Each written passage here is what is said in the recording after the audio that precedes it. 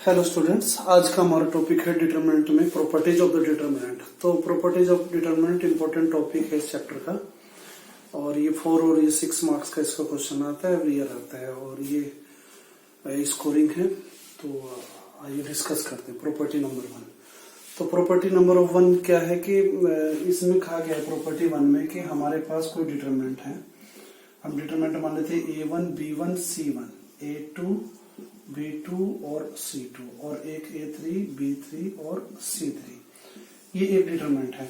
अगर इस डिटरमिनेंट के रो और कॉलम को इंटरचेंज कर दूं, रो और कॉलम को इंटरचेंज कर दूं तो एक नया डिटरमिनेंट बनता है।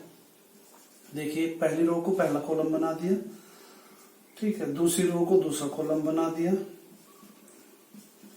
और तीसरी रो को तीसरा कॉलम बना दिया, ठीक है। इस तरह से जो डिटरमिनेंट आया बना है डेल्टा 1, इसकी वैल्यू और इसकी वैल्यू सेम आती है। पहली प्रॉपर्टी है, मीन्स कि अगर हम किसी डिटरमिनेंट के रो और कॉलम को इंटरचेंज करते हैं तो डिटरमिनेंट की वैल्यू रिमेन्स द सेम, ठीक है। मैं आपको इसका एक एग्जांपल लेके बता देता हूँ। A इक्वल टू ये है हमारा 2 3 4 7, और मैं इसका डिटरमिनेंट अगर निकालता हूं तो डिटरमिनेंट आ जाएगा हमारा 14 माइनस 12, ठीक है। तो ये आ जाएगी वैल्यू 2। ये मल्टीप्लाई हम यहाँ करते हैं 14 और ये मल्टीप्लाई यहाँ करते हैं 12 और माइनस करके। अगर मैं इसका ट्रांसपोज निकालता हूँ, ट्रांसपोज हमने मैट्रिक्स में किया था, क्या था कि पहली रो को पहला कॉलम बना दिया। देखो, पहली रो को पहला कॉलम, दूसरी रो को दूसरा कॉलम, राइट। और अब हम इसका डिटरमिनेंट निकालते हैं। डिटरमिनेंट निकालते तो ये मल्टीप्लाई कर लेंगे, पहले मैं लिख लेते हैं उसको डिटरमिनेंट की फॉर्म में, ठीक है। मल्टीप्लाई कर लेते हैं, कितना आ जाएगा 14 माइनस, और ये मल्टीप्लाई इसमें करते हैं 12, तो कितना आ जाएगा ये हमारा 2। तो इस टाइप से आप देखें तो ये वैल्यू और ये वैल्यू दोनों सेम है। इट मीन्स कि determinant of A is equal to determinant of transpose A, ये दोनों वैल्यू इक्वल होती है, और ये 1 मार्क्स में हमारा क्वेश्चन आ जाता है। प्रॉपर्टी नंबर 2, तो इफ एनी 2 rows और columns of a determinant are changed, the sign of the determinant changes। Means कि हमारे पास कोई डिटरमिनेंट है डेल्टा, और ये इसके एलिमेंट मान लेते हैं A1 B1 C1, और ये A2 B2 और ये C2 है, A3 B3 और ये C3।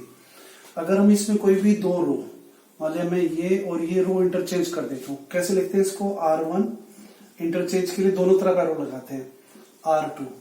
तो इंटरचेंज करने के बाद ये जो डिटरमिनेंट आता है हमारा, यहाँ पर सेकंड रो बन जाएगी B2 C2, ये A1 B1 और ये C1, और ये आ जाएगा हमारा A3 B3 और ये C3। तो ये जो नया डिटरमिनेंट आया है डेल्टा 1, ये वैल्यू, इसकी जो वैल्यू आती है, पहले वाले की वैल्यू कितनी है डेल्टा, उसका नेगेटिव हो जाता है एक चेंज में। अगर दोबारा से फिर से एक और चेंज करेंगे, फिर से माइनस आएगा, माइनस माइनस प्लस हो जाएगा।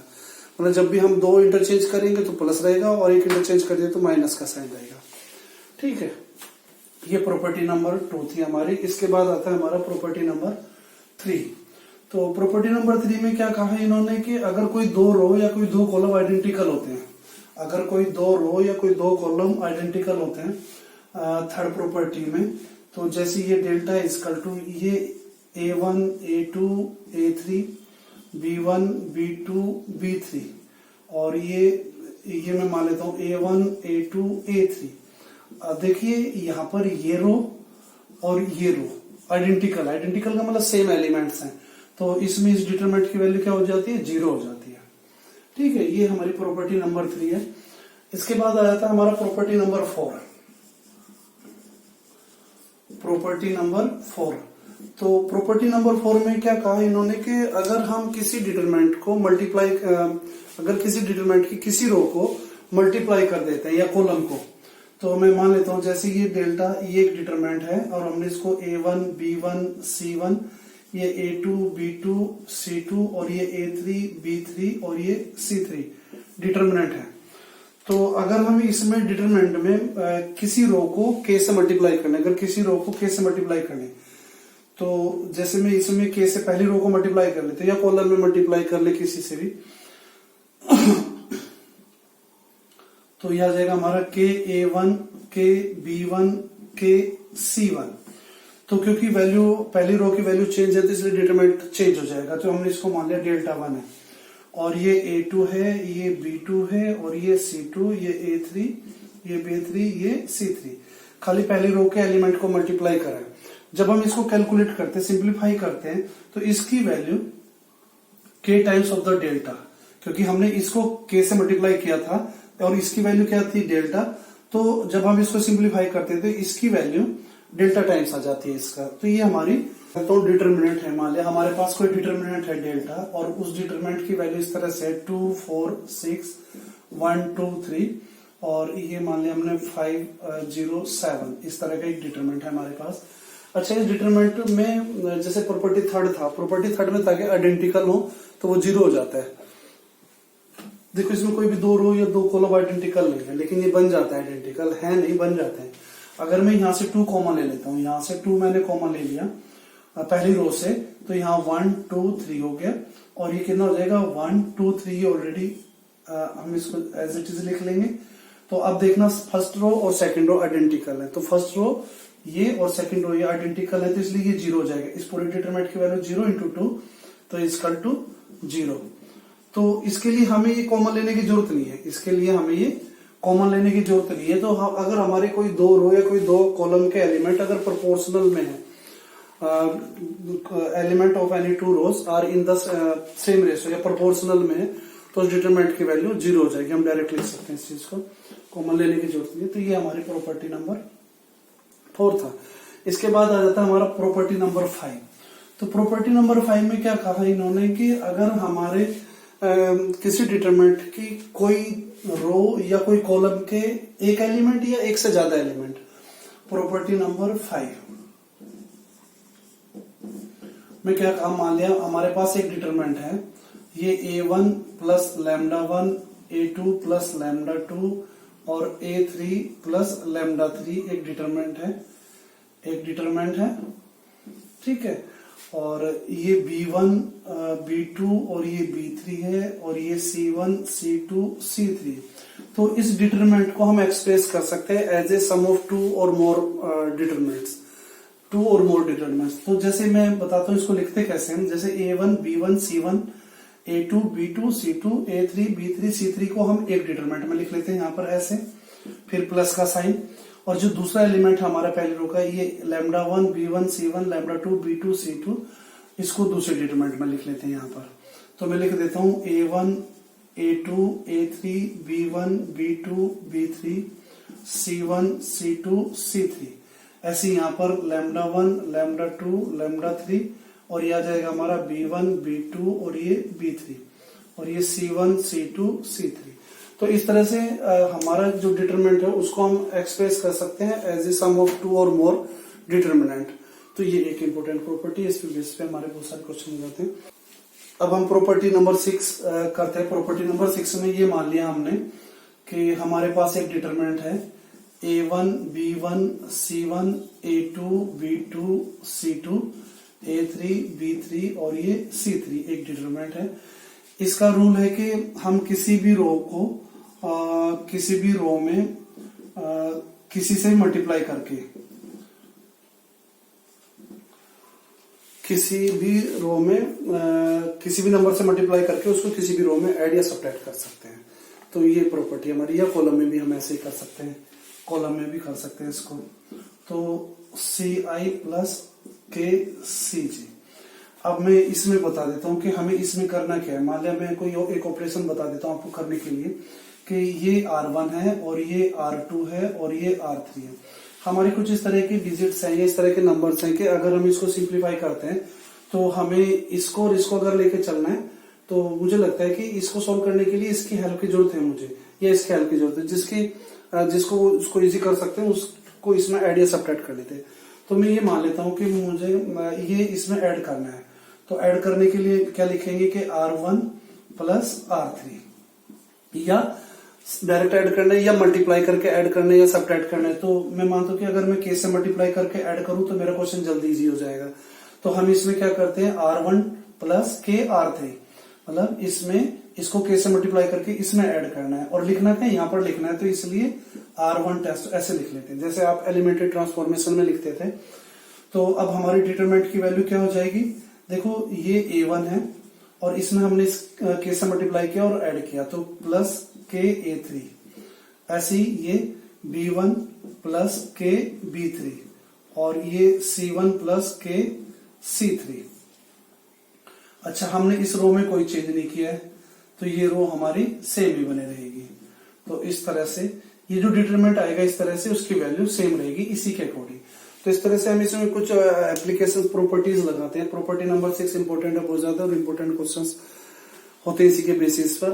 तो सिंप्लीफाई करते हैं इसको। एक प्रॉपर्टी डिटरमिनेंट में ये भी होती है कि हमारे पास कोई डिटरमिनेंट है 1 2 3 4 5 6 और एक रो जीरो है। एक रो जीरो है तो इस डिटरमिनेंट की वैल्यू भी जीरो होती है। इस डिटरमिनेंट की वैल्यू भी जीरो होती है। तो अब हम डिस्कस करते हैं, क्वेश्चंस डिस्कस करते हैं। हमारे पास एक डिटरमिनेंट है x y z a b c और ये x प्लस a और y प्लस b और z प्लस c। तो इसका टू जीरो प्रूफ करना है या वैल्यू पूछा 1 मार्क्स में क्वेश्चन आता है इस तरह का। तो इसको कैसे सॉल्व करेंगे और क्वेश्चन में दे दिया गया है कि यूजिंग द प्रॉपर्टीज। तो कौन सी प्रॉपर्टी यूज करें हम इसमें। तो अगर हम एक्सपेंड करेंगे इसको तो उसमें प्रॉपर्टी का तो कोई यूज नहीं हुआ। एक्सपेंड अगर करेंगे आप, जैसे आपने पहले टॉपिक किया था वैल्यू फाइंड करने के लिए डिटरमिनेंट को, तो उसको डायरेक्ट एक्सपेंड कर देते हैं। अगर आपने इसमें एक्सपेंड कर दिया तो इसमें कोई मार्क्स नहीं मिलेगा, क्योंकि जो मार्क्स होते हैं वो प्रॉपर्टीज के होते हैं। प्रॉपर्टीज को याद रखना और उसको अप्लाई करना ये इंपॉर्टेंट है। तो ये क्वेश्चन ना इस तरह का है, जैसे प्रॉपर्टी नंबर 5 बताया था मैंने आपको अभी, λ1 λ2 λ3 वाला, उस तरह का क्वेश्चन है। देखो ये जो कॉलम है इसको सम ऑफ 2 एलिमेंट्स में लिखा हुआ है, sum of 2 elements this and this. तो हम इसको ब्रेक कर सकते हैं। इसको ब्रेक कैसे कर लेंगे हम यहाँ पर, मैं पहले मैट्रिक्स में तो लिख लेता हूं ये x a और x और ये आ जाएगा y b y और z c z प्लस दूसरे डिटरमिनेंट में, मतलब पहले डिटरमिनेंट में तो मैंने ये वैल्यू लिखी है अभी। अब दूसरे डिटरमिनेंट में ये जो रह गई इनको लिख लेता हूं x y z a b c और ये a b c। अब ये थर्ड प्रॉपर्टी के अकॉर्डिंग, जैसे आपने थर्ड प्रॉपर्टी की थी, थर्ड प्रॉपर्टी में क्या किया था कि अगर कोई दो रो या कोई दो कॉलम आइडेंटिकल है तो वो डिटरमिनेंट जीरो हो जाएगा। तो यहाँ पर ये देखो फर्स्ट कॉलम और थर्ड कॉलम आइडेंटिकल है, यहाँ पर सेकंड कॉलम और थर्ड कॉलम आइडेंटिकल है, तो ये भी जीरो हो जाएगा और प्लस ये भी जीरो हो जाएगा, इक्वल टू जीरो। इस तरह का ये क्वेश्चन आ जाता है हमारे पास। ठीक है, इसके बाद एक क्वेश्चन में और बताता हूँ ये, जैसे हमारे पास एक डिटरमिनेंट है और डिटरमिनेंट की वैल्यू ये है, एलिमेंट है a minus B B minus C C minus A, ये क्वेश्चन है। तो b minus C C minus A minus B और ये आ जाएगा c minus A minus B और ये b माइनस सी। तो इसकी वैल्यू पूछा है यूजिंग द प्रॉपर्टी। तो जैसे मैंने प्रॉपर्टी नंबर 6 बताया था अभी, प्रॉपर्टी नंबर ऑफ 6 में इसकी वैल्यू जीरो आ रही है, दे रखा है उन्होंने प्रूव कहा करने के लिए और एग्जाम में भी आ जाता है। तो हमें सबसे पहले क्या देखना होता है इसमें कि कोई कॉमन तो नहीं है। पहले सबसे पहले ये चेक कर लेते हैं कि कॉमन है क्या। अगर कॉमन नहीं है तो फिर ऐड या सब्ट्रैक्ट करके इस तरह से बनाते हैं कि किसी दो रो को या तीन रो को या कॉलम को ऐड करके एक जैसे बन जाए कोई भी एक रो। तो अगर मैं देखता हूं यहाँ पर कि मैं पहली रो सेकंड रो और थर्ड रो को अगर ऐड कर देता हूं तो यहाँ जीरो बन जाएगा। सेम यहाँ पर अप्लाई हो रहा है और सेम यहाँ पर अप्लाई हो रहा है। तो मैं यही कर लेता हूँ कि R1 को R2 को और R3 को ऐड करता हूं और इसको R1 की जगह पुट कर देता हूं। तो जब मैं इसको ऐड करता हूं तो ये जीरो बन जाएगा। ये और ये जीरो ऐड करता हूं तो जीरो बन जाएगा, ये भी जीरो हो जाएगा। और इस तरह से इस डिटरमिनेंट की वैल्यू क्या आ जाएगी, इस डिटरमिनेंट की वैल्यू आ जाएगी हमारी जीरो, क्योंकि एक रो जीरो है तो ये पूरा डिटरमिनेंट जीरो हो गया। मैंने अभी बताया था इंपॉर्टेंट प्रॉपर्टी। तो इस तरह से हमारा एक क्वेश्चन ये हो जाएगा।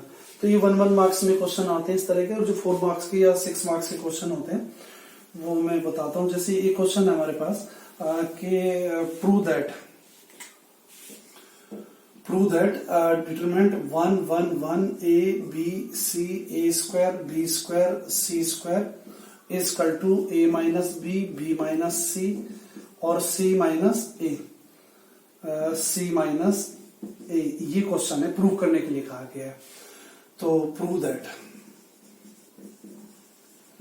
अब हम क्या करते हैं, एलएचएस लेके चलते हैं। एलएचएस में हमारा ये है 1a a square, 1b b square और 1c c स्क्वायर। तो जैसे मैंने बताया था कि हमारे पहले तो हम कॉमन देख लेते हैं, कॉमन नहीं है कुछ भी कहीं पर भी, ना तो रो वाइज है ना कॉलम वाइज है। दूसरा क्या ऐड करके सारे जैसे हो जाएंगे कि अगर मैं इन तीनों को ऐड करता हूं तो 3 बन जाएगा, इनको ए बी सी ये तब भी सेम नहीं आ रहे हैं, तब भी कोई कॉमन नहीं आएगा। तो इसके लिए फिर उसके बाद हमारे पास एक ये होता है कि हम किसी भी रो में या किसी भी कॉलम में 2 एलिमेंट को 0 बना ले तो वो इजीली सॉल्व हो जाता है। तो जैसे ये और ये, मतलब ये पूरे डिटरमिनेंट में ये 3 वैल्यू सेम है, 1 1 1 है। अगर मैं इसको 0 बना लेता हूं तो ये क्वेश्चन इजीली सॉल्व हो जाएगा। अगर आप इसको डायरेक्ट एक्सपेंड करेंगे तो इस पे मार्क्स नहीं मिलते हैं। अगर आप डायरेक्ट उसमें क्वेश्चन में लिखा रहता है, अगर नहीं भी लिखा रहता है तब भी आपको using the properties he solve करना होता है। अगर यूजिंग द प्रॉपर्टी सॉल्व नहीं करेंगे तो इस पे मार्क्स नहीं मिलते हैं, आपके मार्क्स ही स्टेप वाइज मिलते हैं और वो भी इस प्रॉपर्टीज लगाने पर।